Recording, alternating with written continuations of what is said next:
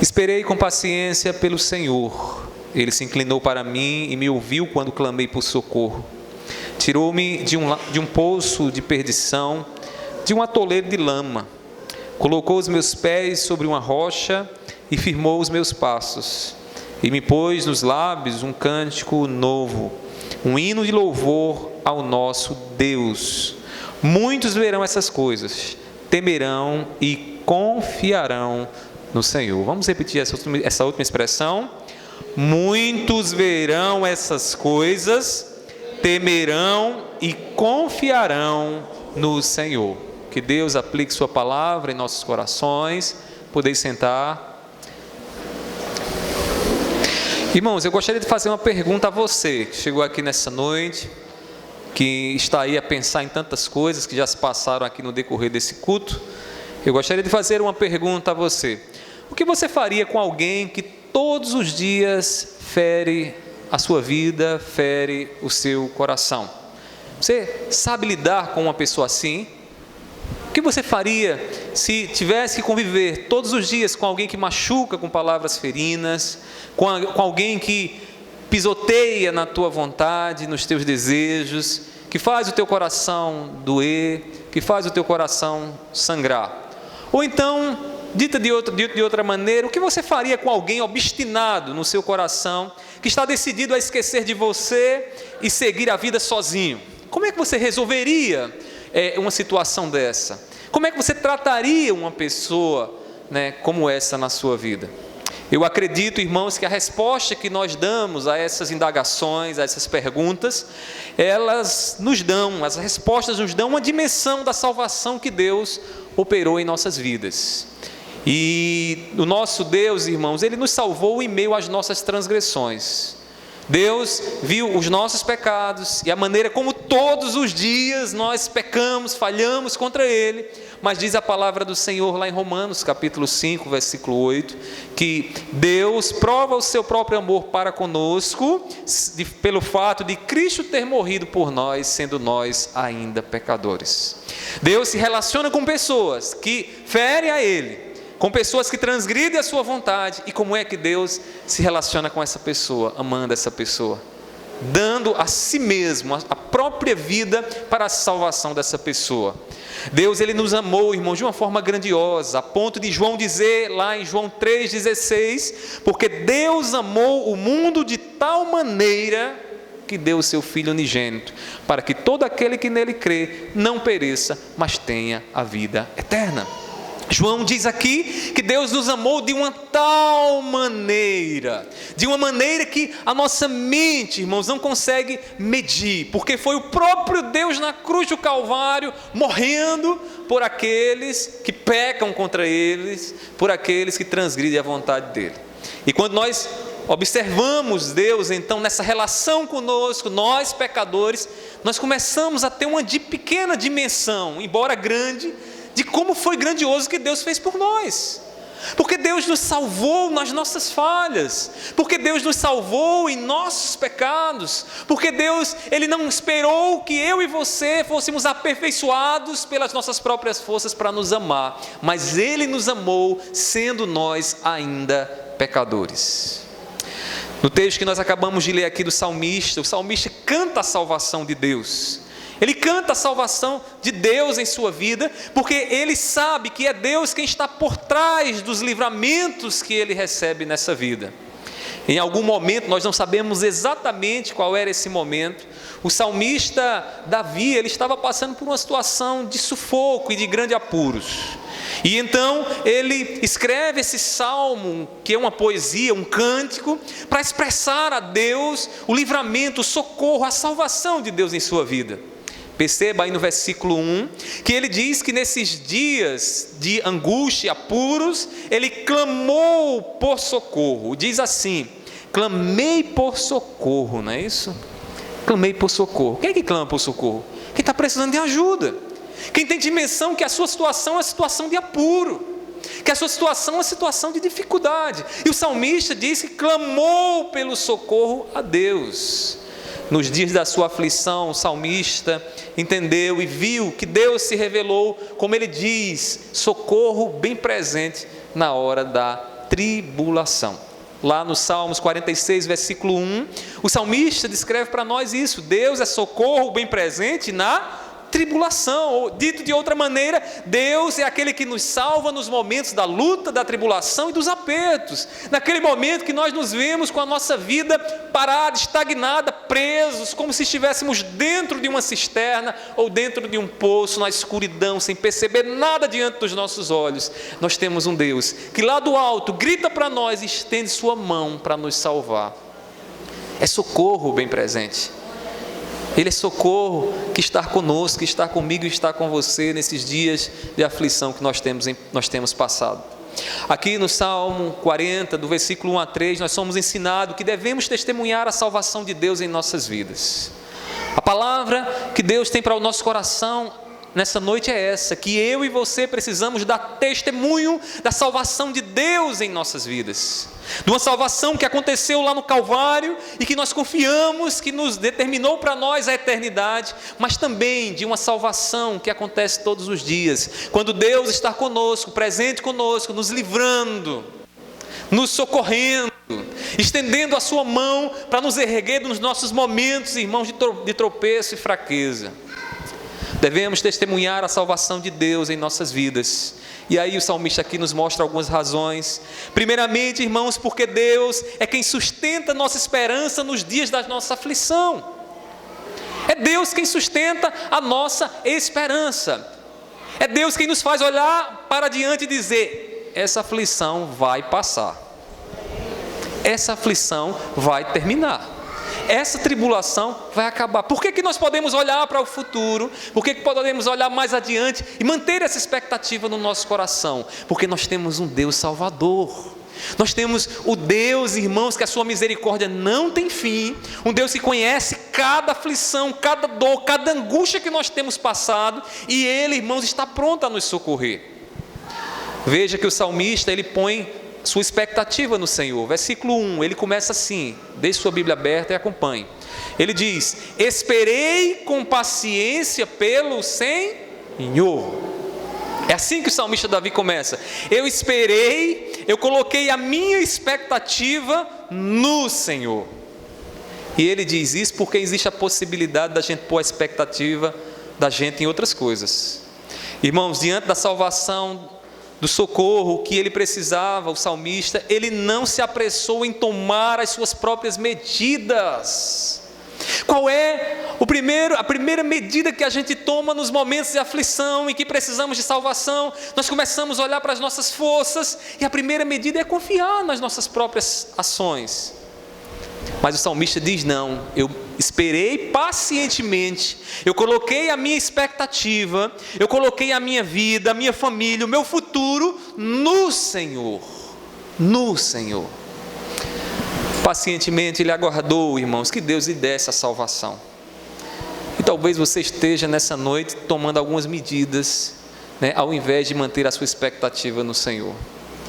Talvez você esteja esperando pacientemente naquele plano que você elaborou, naquela estratégia que você firmou, que você planejou muito bem. Mas, irmãos, nós devemos esperar pacientemente no Senhor, porque é de Deus que vem o nosso socorro, é de Deus que vem a mão forte que nos ajuda a vencer essas aflições que nós temos passado.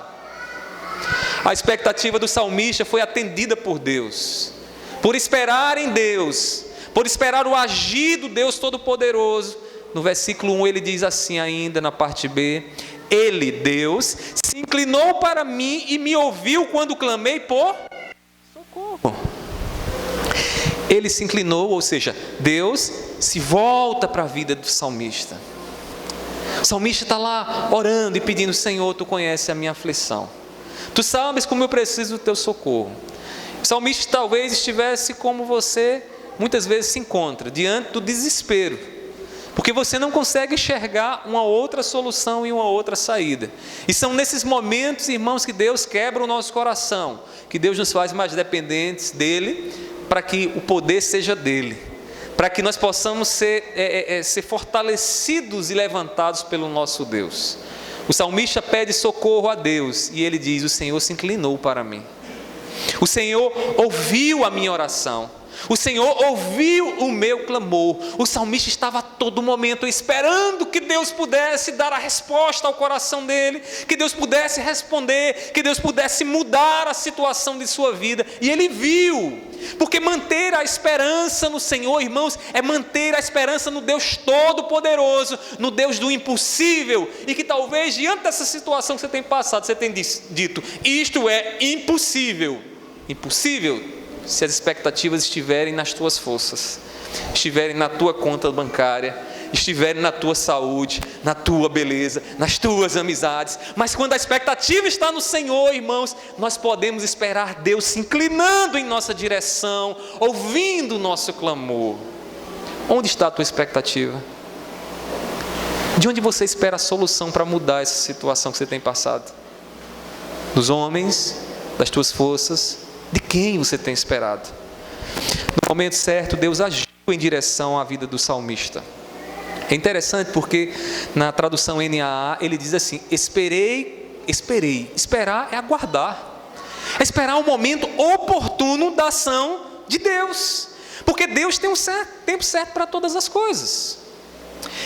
Eu muitas vezes, irmãos, vejo a maneira como Deus trabalha em nós, nesses momentos de aflição que nós passamos, como um pai que está deixando seu filho crescer. E você sabe muito bem, se você é pai, que se você quer de fato deixar o seu filho ou sua filha crescer, você não pode tirar da vida dele toda luta e toda aflição. Se você der ao seu filho uma vida que ele nunca vai encontrar dificuldade, ele vai ser uma pessoa frágil, fragilizada diante da vida. E Deus muitas vezes Ele faz exatamente isso. Ele permite algumas situações de tribulação para que venhamos chorar, para que venhamos derramar lágrimas, para que venhamos compreender as nossas próprias fraquezas e os nossos próprios limites. E Deus, no seu tempo, Ele sabe até quando então a aflição vai durar. Porque um pai, ele sabe, é assim que o pai faz, né? O pai está lá olhando e ele sabe, eu sei até onde meu filho pode ir.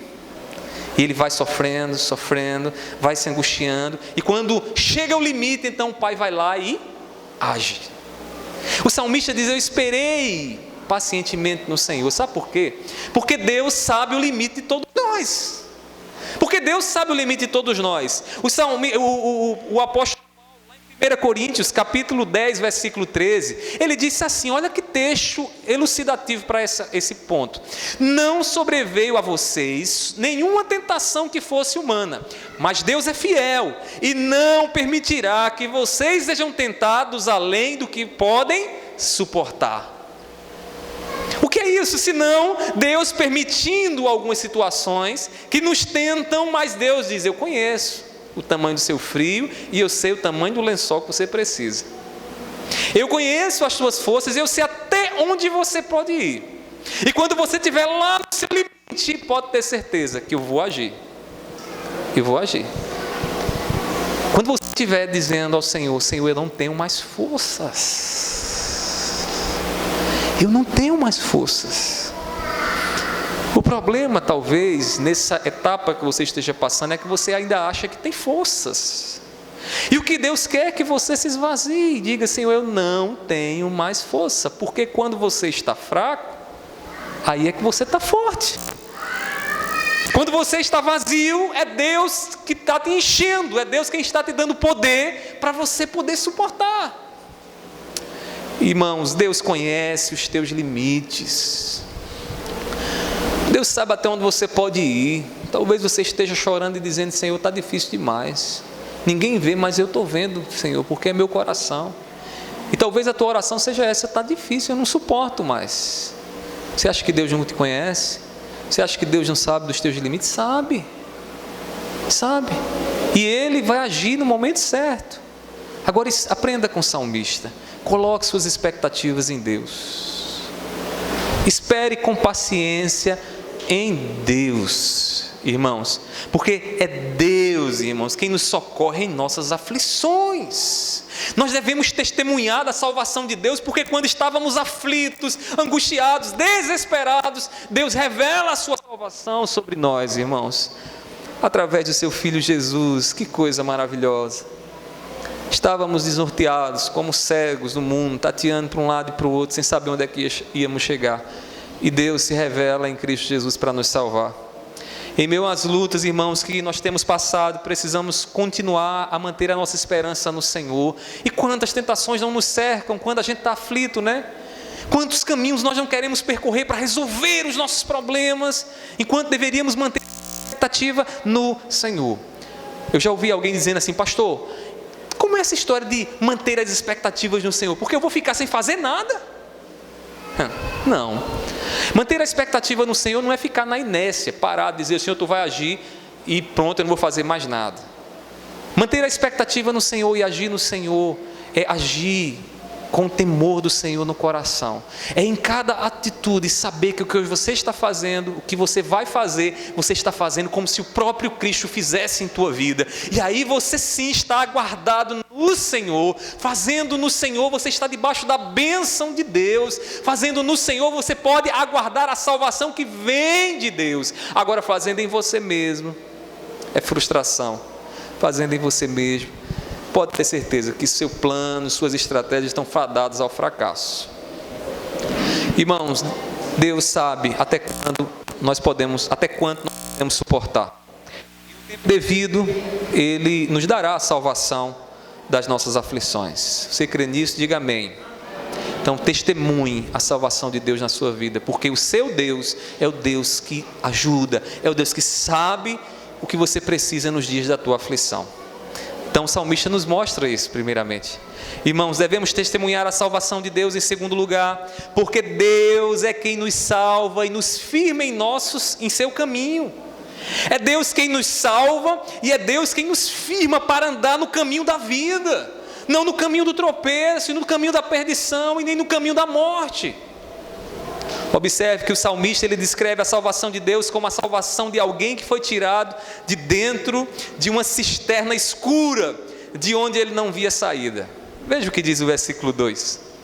Ele diz assim: tirou-me de um poço de perdição. Quando eu morava lá em Simões, no Piauí, lá, como não chove muito, então há muitas cisternas. Aqui no interior da Paraíba, se você andar um pouquinho mais nesses lugares que chovem pouco, o pessoal faz cisternas, né? O que são as cisternas? São buracos enormes que são cavados, né, na terra, e ali é colocado uma laje por cima, com um cano que pega as biqueiras da casa, e toda a água da chuva que cai ali é jogada dentro dessa cisterna. E a cisterna, irmãos, além de acumular água, ela tem outra finalidade. Qual é? Também colocar alguma coisa, algum objeto, algum bicho lá dentro. Na época do salmista era muito comum, porque aquela região lá em que ele viveu era uma região em que não chovia com tanta frequência. Então o que é que eles faziam? Eles faziam cisternas, faziam poços. E muitas vezes esses poços estavam secos. E o salmista, então, na sua poesia, percebe o seguinte: que a sua alma, a sua aflição era tão grande, que quando ele olhava para um poço daquele cavado no deserto, ele se imaginava dentro daquele poço, olhando para cima e não vendo saída, estava perdido ali dentro. Como alguém que diz: agora eu vou morrer aqui, eu vou estar nessa escuridão, vou estar aqui dentro dessas trevas e não vou conseguir sair daqui. Ele se vê como alguém completamente desesperado, alguém que não vê saída para a sua vida. Será, irmãos, que é só o salmista quem se sente assim? Quantas vezes nós não estamos assim também, irmãos? Às vezes nas altas horas da noite estamos a pensar e a ver no nosso coração como se estivéssemos dentro de uma cisterna escura, onde olhamos e dizemos: não vejo saída, Senhor, não vejo saída. Mas ele diz que o Deus a quem ele esperou com paciência é o Deus que ele tirou do poço da perdição. Sabe o que é isso? É o Deus que lá do alto do poço e da cisterna grita: tem alguém aí? Tem. E lá de baixo eu grito: eu preciso da sua ajuda. Deus, irmãos, é aquele que estende a sua mão para aqueles que estão no poço da perdição. O nosso Deus é o Deus que está vendo as trevas na tua vida, está vendo como o teu coração se sente apertado e perdido, mas está lá em cima a gritar: eu estou com a minha mão aqui para te tirar daí. O salmista diz que esse Deus foi o Deus que tirou ele de lá. Deus chega, irmãos, no momento em que não há saída, quando está tudo perdido. Quando está tudo perdido, você pensa que agora não tem mais jeito, até Deus esqueceu de você. Não, quando está tudo perdido, irmãos, é o contexto adequado para a graça de Deus chegar até você. Porque enquanto você achar que você tem força, enquanto você achar que pode fazer, você não estará dando lugar à graça de Deus e ao favor de Deus.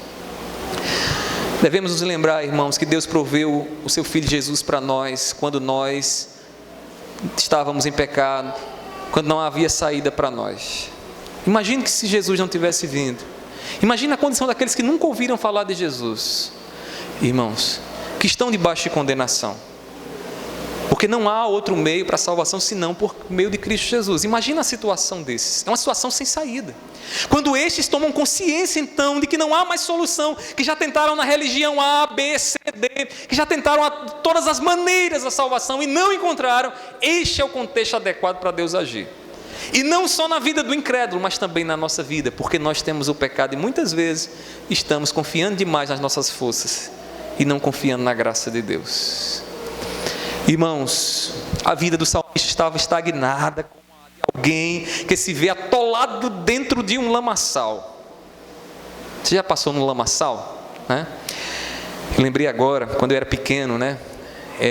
Na fazenda lá do meu avô, lá em Simões, no chamado Pé da Serra, Piauí, é um lugar extremamente seco. E lá quando chove, aí cria-se os açudes diferentes de rios, são águas que ficam acumuladas ali, e o lugar onde o açude está, irmãos, é um lugar extremamente enlamaçado, né? É um lugar com muita lama, e se você começa a entrar, você vai percebendo que seu pé vai afundando, e o perigo está aí, porque quando você vai entrando e vai afundando, chega um certo momento que você não consegue mais sair do atoleiro da lama, porque você foi aprisionado pela lama. Quantas vezes meus pais me diziam, não tome banho de açude. Está pensando que a gente obedecia? Ia tomar banho de açude, depois era um perigo, porque o lamaçal, ele tem capacidade de aprisionar os pés, e quando ele aprisiona, quanto mais força você bota para sair, mais você se afunda, mais você se atola. Veja o que o salmista diz no versículo 2, ele diz assim, tirou-me de um atoleiro de lama. Olha a imagem que ele tem agora, de alguém que está atolado. Essa imagem, irmãos, é muito significativa, porque possivelmente o que o salmista está aqui relatando é que ele está tentando sair daquela situação, está usando todas as suas forças, mas quanto mais ele tenta sair, mais ele se afunda e se afunda e se afunda. Será que isso fala um pouco da tua condição e da minha? Fala muito, né, irmãos? A gente se vê diante de problemas, tentando resolver, e quanto mais esforços e planos da nossa mente, das nossas forças a gente tenta fazer, mais a gente vai se atolando, se afundando, e a gente chega num certo momento que a gente diz, agora não tem mais o que fazer, acabou minha vida, não tem mais como eu sair daqui, estou nesse atoleiro. Qual é o atoleiro que você está passando agora, meu irmão?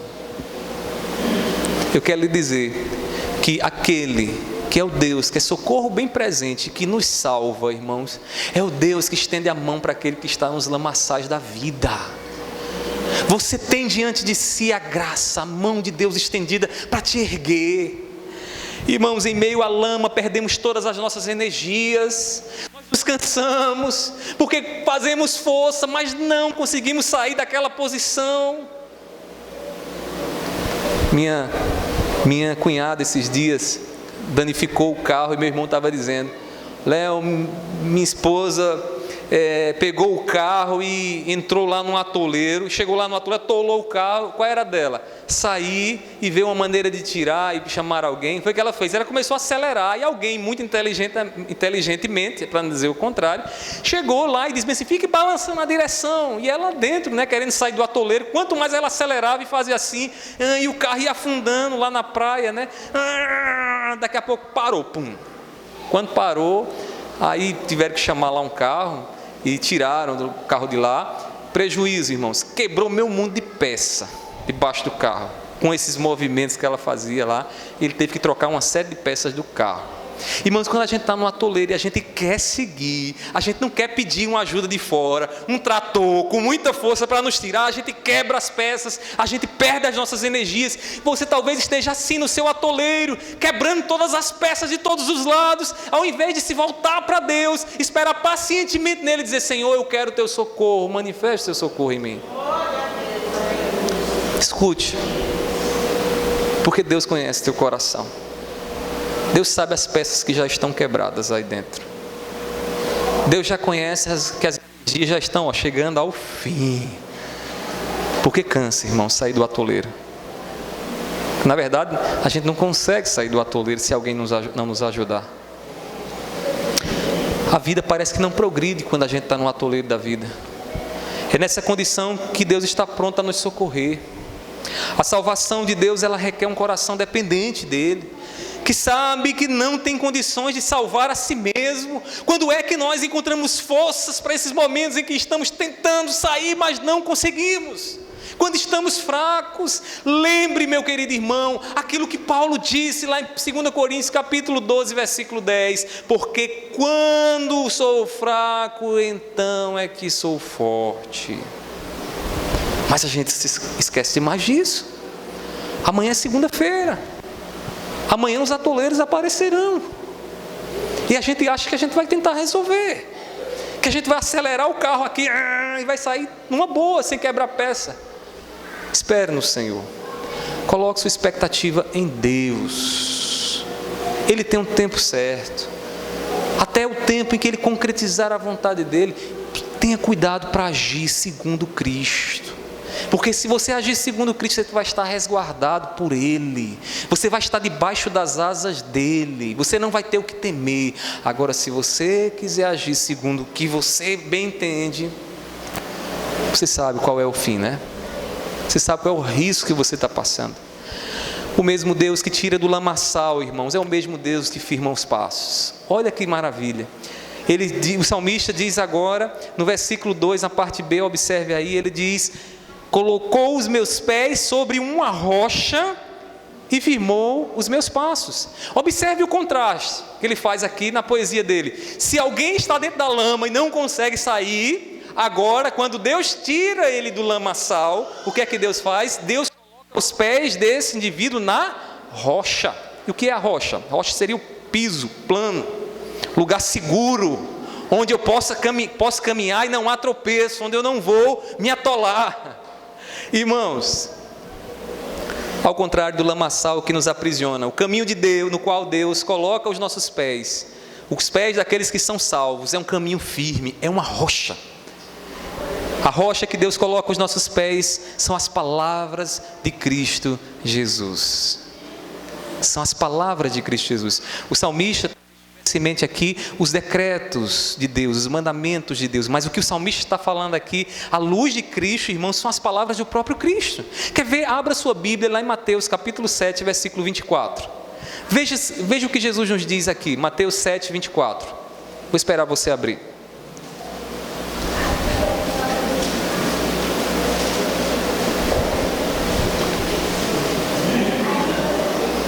Ele diz assim, acompanha aí no telão: todo aquele, pois, que ouve estas minhas palavras e as pratica, será comparado a um homem prudente, que construiu a sua casa sobre a rocha.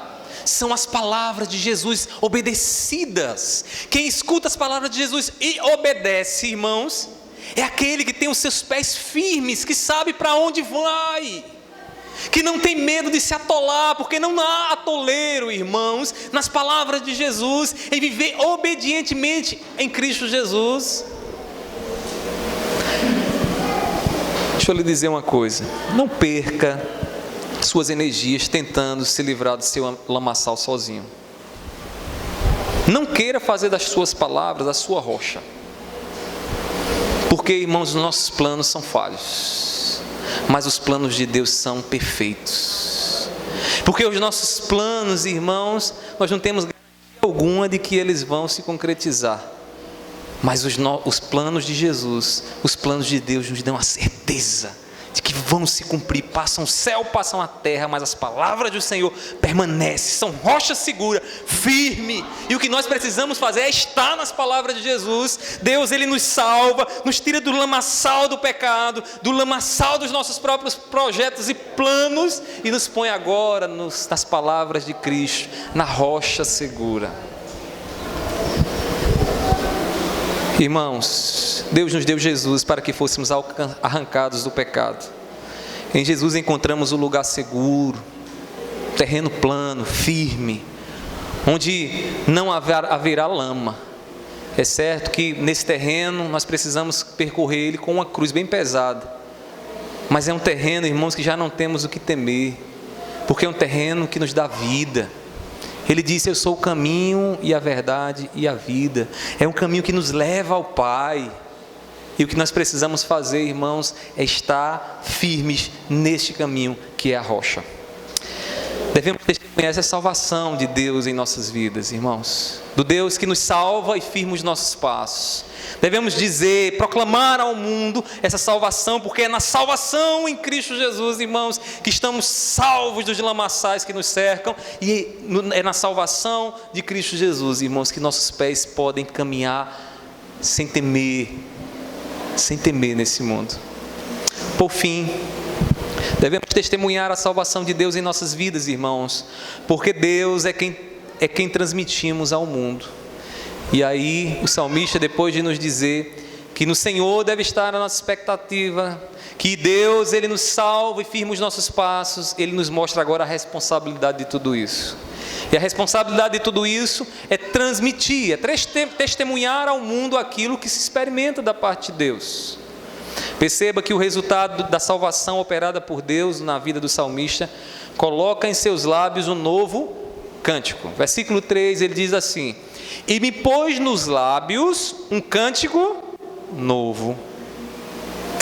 Um cântico novo. Se é um cântico novo, porque já existia uma ladainha, um cântico velho, um cântico repetido, que ele cantava.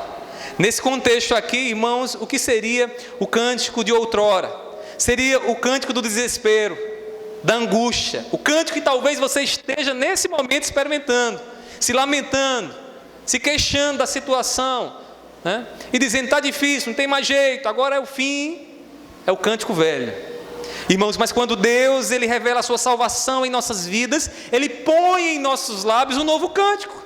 Um cântico, irmãos, que flui dos nossos lábios, porque podemos ver o agir poderoso de Deus em nossas vidas, porque podemos ver Cristo Jesus nos abençoando, irmãos, sem medida. O salmista tem um cântico onde a salvação expressa a misericórdia de Deus em sua vida. Ao ver tudo o que Deus fez, o salmista vê razões para engrandecer a Deus, irmãos. Versículo 3, ele continua dizendo: e me pôs nos lábios um hino de louvor ao nosso Deus. Olha que tudo isso aí é consequência, né? Se Deus nos salva, então o que é que eu tenho para com Deus? Gratidão. Se eu sei que estava num lamaçal de pecados, se eu sei que Ele tem firmado os meus pés, a Ele eu devo o quê? Gratidão. Senhor, eu te agradeço porque tu firmaste os meus pés e me salvaste. Ele diz, né, um hino de louvor aos nossos lábios. Provavelmente o que o salmista tinha aqui em mente era mais um salmo. Senhor, tu me deste a capacidade de escrever um hino de gratidão a ti, porque tu me fizeste experimentar a tua salvação. E isso é muito interessante, porque as grandes poesias, irmãos, elas saem nesses momentos de grande aflição, que o coração passa e que as coisas se renovam e a gente vê o grande livramento de Deus na nossa vida. É assim com a poesia de um cântico, é assim com a poesia escrita. Qual a finalidade então da salvação de Deus? Que propósito Deus espera cumprir em nós através da salvação que Ele nos deu?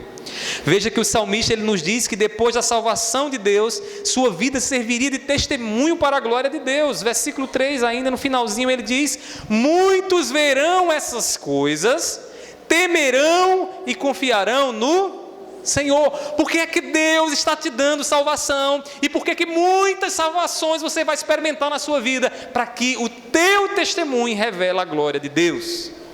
Para que o teu testemunho, pessoas possam olhar e dizer: vale a pena confiar no Deus dela, no Deus dele.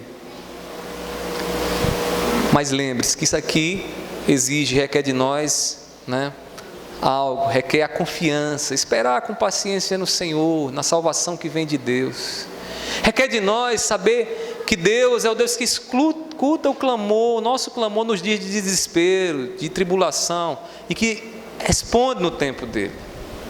A gente vive na era do imediatismo, do fast food. A gente vai no shopping, eu digo por mim, às vezes eu saio daqui no domingo, a gente não costuma comer em casa no domingo, e quando eu vou, chego num lugar, às vezes uma praça de alimentação, um lugar assim, a gente procura logo um restaurante que seja self-service, porque a gente fica impaciente de ter que ficar esperando lá o sinal para a gente buscar a comida, e a gente não se dá conta que a gente está nessa carreira, nessa velocidade, tudo muito rápido, tem que chegar lá e está pronto já para a gente fazer. O problema é que dessa mentalidade é que nós levamos isso para Deus. Ou seja, fazemos as nossas orações, ou queremos fazer da nossa oração como a gente faz quando chega lá no self-service, está tudo prontinho lá, é só pegar e está tudo resolvido. E não funciona assim. O testemunho que a sua vida tem para dar é um testemunho que requer de você paciência, para esperar o tempo de Deus, o cumprimento dele, o momento em que ele vai fazer a vontade dele. E aí sim o mundo olhará para você e vai dizer: Deus operou na vida dela, Deus salvou a vida dela, Deus mudou a história dela, Deus mudou a história dele. Irmãos, nós precisamos ter a paciência. Muitos verão essas coisas, temerão e confiarão no Senhor, confiarão no Deus que se torna notório através das nossas vidas. E um grande problema que a gente vê em muitos lugares por aí é de que quando se alega que Deus operou grandiosamente, operando algum milagre, muitas vezes a ênfase e a glória não vai para Deus, vai para o pregador ou vai para a igreja. E o salmista diz aqui que quando Deus opera dando livramento e salvação, é Deus, irmãos, que é apresentado aos homens. É Deus que é visto, e os homens olharão para Deus, temerão e confiarão no Senhor. Porque a glória não é nossa, nós somos como vasos de barro, um vaso onde o conteúdo quem coloca é Deus. Não somos nada, irmãos, é Deus quem nos usa como Ele quer e da maneira como Ele quer. A salvação de Deus deve glorificar a Jesus em nossas vidas. Tudo isso que Deus tem permitido na sua vida, esses livramentos que você tem passado, é para que Deus seja exaltado na sua vida. É para que o nome de Jesus seja exaltado, e pessoas possam ver e dizer: você de fato é um cristão, e um cristão veja o Senhor, o Deus a quem você serve. Jesus nos tirou do lamaçal do pecado e nos deu a sua palavra para que o mundo veja as virtudes de Deus em nós. Nós recebemos o poder do Espírito Santo para testemunharmos de Cristo em nossa casa, nossa rua, em nossa cidade, até os confins da terra. Não foi isso que Lucas nos diz lá em Atos capítulo 1, versículo 8? Mas recebereis poder ao descer sobre o Espírito Santo, sereis minhas testemunhas. Poder para testemunhar. Tudo isso que está aqui e que você tem experimentado, lembre-se da responsabilidade que você tem, de deixar que Deus seja visto através daquilo que Ele tem feito na tua vida. Mantenha a sua expectativa no Deus que salva nos dias da aflição. Nosso Deus nos conhece muito bem, irmãos. Ele é um Pai zeloso, que conhece cada um dos nossos passos, que conhece os limites da tua vida, limites que talvez até você desconheça, porque você acha que você não tem mais condições de suportar, mas você tem.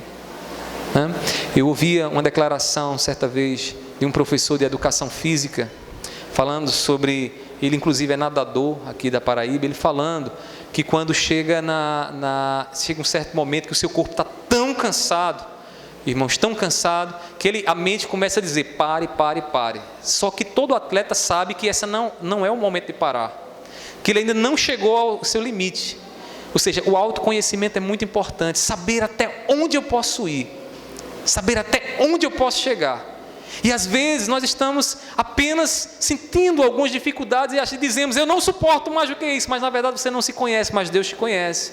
E Ele sabe que você pode ir um pouquinho mais, então quando Deus deixa mais um pouquinho, e aí você percebe que você tinha um pouco mais de força, que Deus estava contigo te dando um pouco mais de força.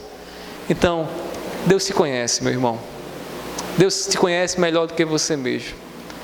Pode ter certeza que Ele está ouvindo o seu clamor, a sua oração. Agora espere com paciência porque Ele nunca permite que a sua aflição seja maior do que você pode suportar. Deus, Ele tem contemplado o lamaçal que tem prendido você que chegou aqui. Um lamaçal que tem te afundado cada vez mais. Afundado tua alma, afundado tua vida, tua família. Não relute em querer se livrar sozinho do atoleiro que você tem vivido. Vou resolver distante de Deus. Como aquela criança embirrada que diz bem assim: papai, eu queria tanto aquele sorvete. Aí o pai diz: não vou dar. Então eu não vou mais para a igreja. Está fazendo um bem, hein? Eu não vou mais comer. Está fazendo um bem a si mesmo. Irmãos, não sejamos crianças embirradas, mas crianças que entendem o amor do Pai.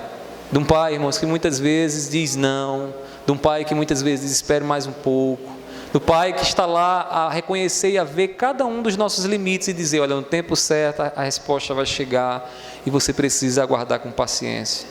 Confie em Jesus e Ele te livrará desse charco de lama e firmará os teus passos no caminho da vida.